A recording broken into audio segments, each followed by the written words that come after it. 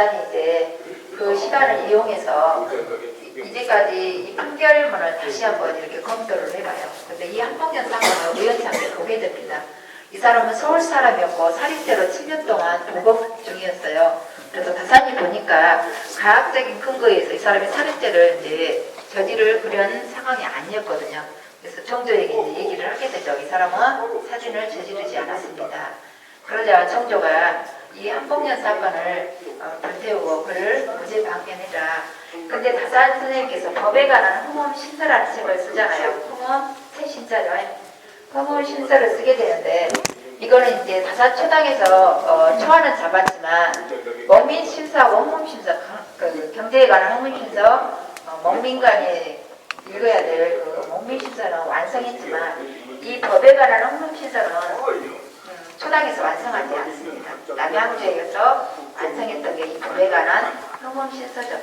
그래서 이 한봉년 사건도 보시다시피 나 한 사람의 잘못된 판결이 다른 상대방의 일생을 망칠 수도 있는 게 이 법에 관한 판결이다. 그래서 항상 법은 심사숙고해야 한다라고 했던 게 이제 법에 관한 흥엄 신서가 되겠고요.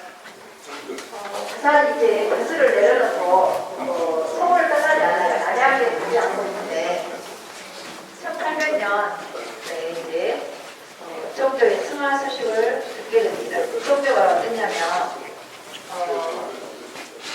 형제참에 진술을 하고 이제 다산이 이제 공직 생활을 그만두고 물러나니까 내가 너를 다시 부르겠다라고 약속을 했거든요. 근데 이 정조의 약속을 정조가 지키지 못하고 갑자기 세상을 떠나게 됩니다. 다산은 하늘이 무너지는 이런 충격에 빠져요. 왜냐하면 다산을 비호해주는 사람이 단 한 사람도 없었거든요. 다 주변에는 적밖에 없고 다산을 죽이고자 하는 그런 사람들밖에 없었는데 단 한 사람, 그를 비호해줬던 정조 임금이 승하 소식은 다산에게 하늘이 무너지는 충격 그 자체였는데 그래서 그 남양주에 다산 선생님 머물러지면 여유당이라는 당호가 지어져 있잖아요. 다산이 이제 여유당이다라고 하는데 그래서 여유당이란 거 여유스럽게 살았다가 아니라 노자에서 따온 말인데 두려워하면서 주변을 살피다라는 말이에요. 살 얼음을 걷는 그런 기분을 여유라고 하거든요. 그래서 이 당호만 봐더라도 다산이 얼마나 노심초사하고 살았는가를 이제 알 수가 있죠. 근데 이런 것들이 현실로 돌아옵니다. 드디어 이제 머나먼 유배길에 오르게 되죠. 그래서 한양에서 걸어서 이제 거의 이제 보름 걸려서 강진에 오게 되는데 마지막 정약전하고 이 나주까지 오게 됩니다. 율정이라는 건 밤율이죠. 지금 현재 동신대학교 후문에 율정이라는 밤나무골이 있답니다. 거기에 주막집이겠죠. 거기서 두 형제가 이제 마지막 밤을 지새웁니다.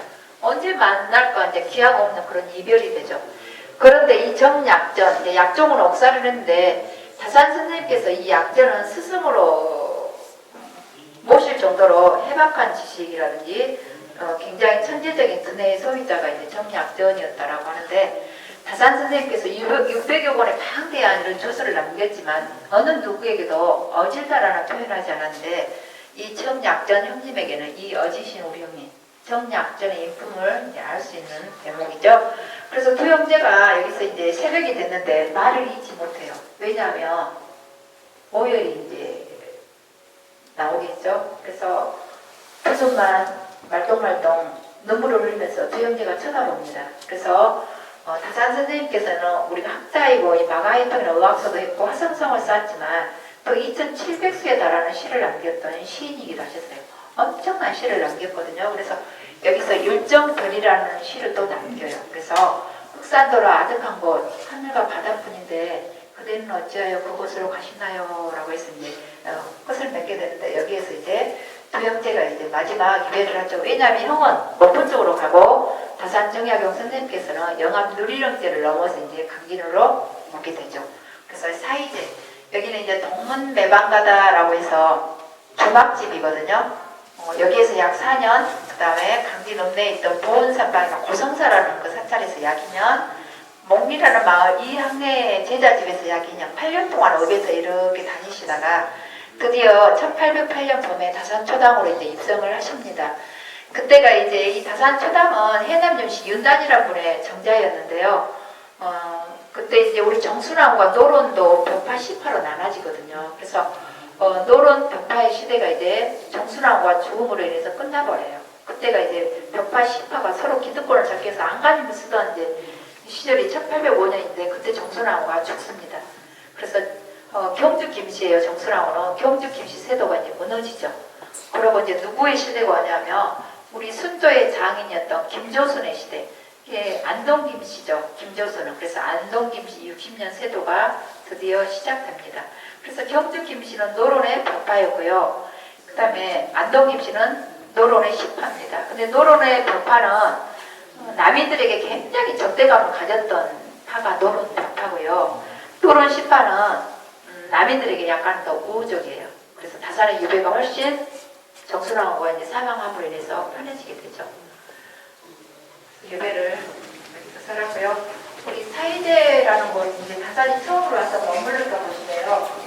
다산이 이제 1801년에 이곳에 왔을 때 그 다음에 자기 아들 이게 유배 올 때 자기 부인의 등대에 있던 세살박이 농장이 사망했다는 소식을 전합니다. 이 사이제에서. 그리고 이제 그 당시에 유배에 왔다라고 하면 굉장히 그 천주학쟁이 큰 이제 재해에 속했거든요. 그래서 이 지역이 굉장히 타지인에게 폐타적이었는데 저희들이 이렇게 유배를 오면 담장을 부수고 또 돌을 던지고 달아나기도 하고 다산 선생님의 이와 똑같은 그런 일들을 하게 되죠. 그래서 다산 선생님께서 이곳에서 이제 두문불출을 해요. 밖에를 나오지를 못해요. 그리고 세상과의 소통을 끊어버리죠. 그런데 이 주막집의 이 노포가 선생님 왜 이렇게 의기소침하십니까? 허락을 빌으세요 라고 하죠. 이 주막집에 이 노포가 굉장히 깨어있었던 사람입니다.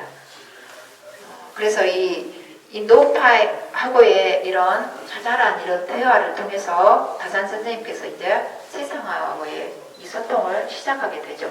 처음에 왔을 때는 이 간절했던 마음이 이 노파하고의 이런 대화를 통해서 차츰차츰 문을 열게 되고 이제 그 다음에 10월달에 드디어 이제 제자들을 양성을 합니다. 그래서 황상이라는 제자를 여기서 또 만나게 되는데 우리 추사 김정희 선생님 아시죠? 추사 선생님도 참 너 글을 너무 잘 쓴다 칭찬을 했던 사람이 이제 황상이라는 제1 예제자입니다. 그래서 이 황상은 자기 스스로 나는 그 선생님이 너 공부를 해봐라 문학과 사학에 대해서 공부를 하면 좋겠다라고 하니까 저는 3가지 그 평패가 있습니다 라고 해요. 그래서 어떤 거냐라고 하니까 저는 둔합니다. 저는 답답합니다. 막혀 있습니다. 그 다음에 저는 답답하다 그래요. 그걸 한자로 하면 분체알이라고 그러거든요. 둔하다 분자. 채자는 막힐 채자죠. 그 다음에 어리버리하다 우리 알죠. 어리버리하다 알자. 그래서 저는 이제 분체알이라고 이렇게 하는데 다산 선생님께서 배우고자 하는 사람들은 3가지 평패가 있다라고요.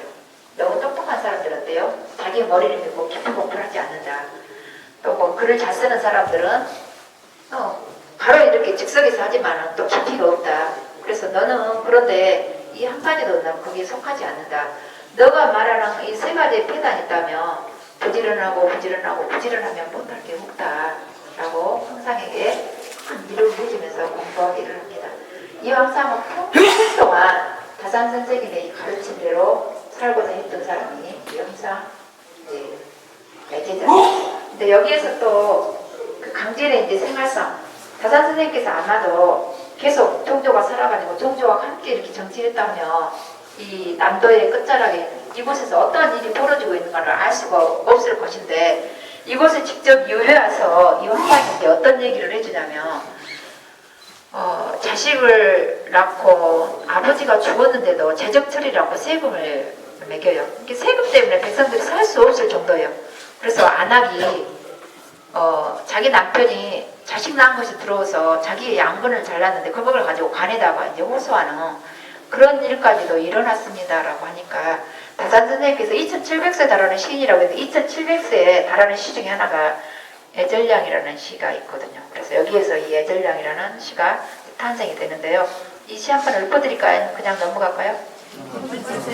시간 있으세요? 네. 굉장히 이제 슬픈 시거든요. 그 당시에 이런 시를 썼다는 것은 자기 목숨을 내놓은 것과 똑같았고요. 이 시 자체를 보면 다산이 이제 많은 시들이 백성들을 이해하는 시들이에요. 그래서 얼마나 이 백성들의 생활을 마음 아파하는가를 이제 알 수가 있습니다.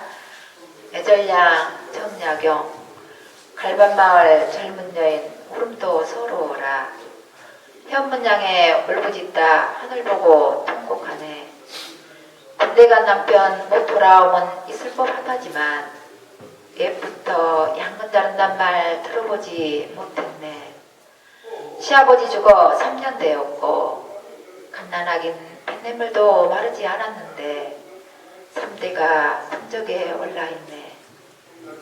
관가에 찾아가 홀수하려 하나 펑 같은 먼지기 지키고 있고 이정이 호통치면서 마구간소 끌고 갔네. 남편 문득 칼을 갈아 방 안으로 뛰어들자 붉은 피 자리에 낭자하구나. 스스로 한탄하네. 아이 낳은 죄로구나. 아이 낳은 죄로구나. 잠시 궁영도 억울한 일이었고 민 땅 자식 거세함도 애처로운 일이거늘. 자식 낳고 사는 건 하늘이 정한 이치. 하늘 땅 어울려서 아들 되고 딸 되는 것. 말돼지 거세함도 가엾은 일이거늘. 하물며 후손 있는 사람에 있어서랴. 부자들은 한평생 풍악이나 즐기면서 한 알쌀 한 집에도 바치는 일 없구나. 다 같은 백성인데 이다지도 불공하고 내 시름에 겨워 기창에 홀로 앉아 거듭 시고편을 읽는구나. 여기에서 계절령이라는 시가 이제 탄생했고요. 아합 편성부라는 그 책을 이제 쓰는데요. 이거는 뭐냐면 아이들을 이렇게 모아놓고 보니까 아이들 수준이 다 달라요. 그래서 혼자 가르치기가 엄청 힘들어요. 그래서 사물의 이치를 먼저 깨닫고 그걸 가르쳤더니 아이들이 이렇게 알아듣더라. 가령 어미 모자를 보면 엄마가 아이를 안고 있는 모습에서 이 어미 모자가 생겨났단다. 이런 식으로 아이들에게 공부를 가르쳤더니 아이들이 훨씬 이제 빨리 알았다. 그리고 여기에서 이제 나를 힘들게 하는 세 가지 소리가 있었어요. 나를 힘들게 하는 세 가지 소리는 늦은 밤에 안하기, 다듬이질하는 소리 아시죠? 그래서 거기 시에 보면 애 방망이질하고 쌍방망이질 소리가 얼마나 아름답게 들리는 거를 이제 표현하면서 나를 힘들게 했다. 그 다음에 이제 두 번째는 바로 샘이 있거든요. 이 주막집에가 공동샘, 안악들이 이제 거기에서 빨래하고 뭐 나물 씻고 이런 것도 다 했는데 한낮에 안악이 소문 빠는 방망이가 나를 힘들게 했다.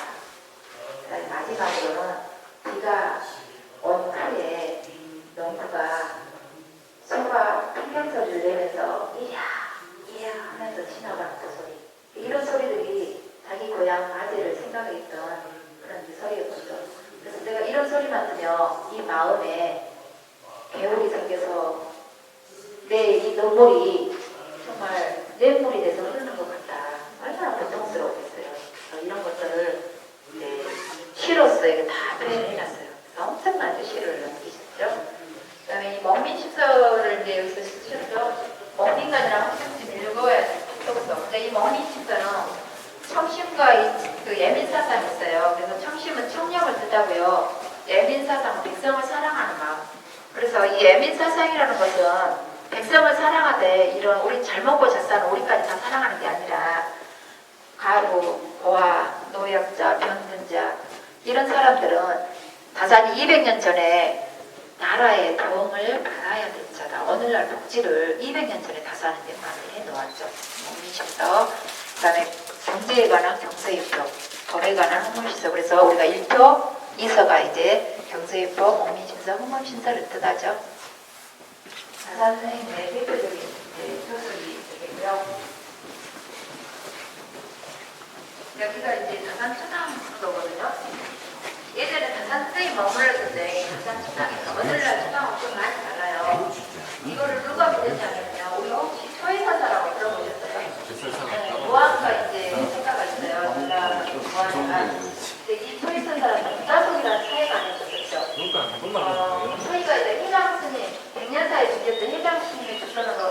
제자로 들어옵니다. 근데 이 회장은 누구냐면 백년사의 적이었는데요.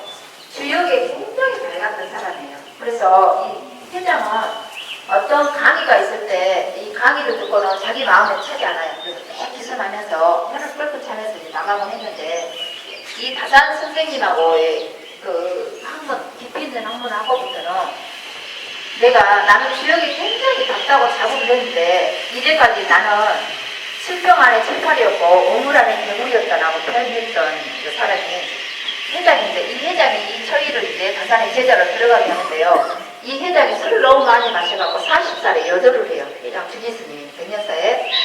근데 다산 선생님께서 이 회장의 죽음을 엄청 슬퍼해요. 그러다가 이제 이시연이라는 제자가 들어오죠. 근데 이시연의 아버지 이덕기가 우리 호남의 3대 원님이 어디예요? 담양에 서세요 가보셨죠?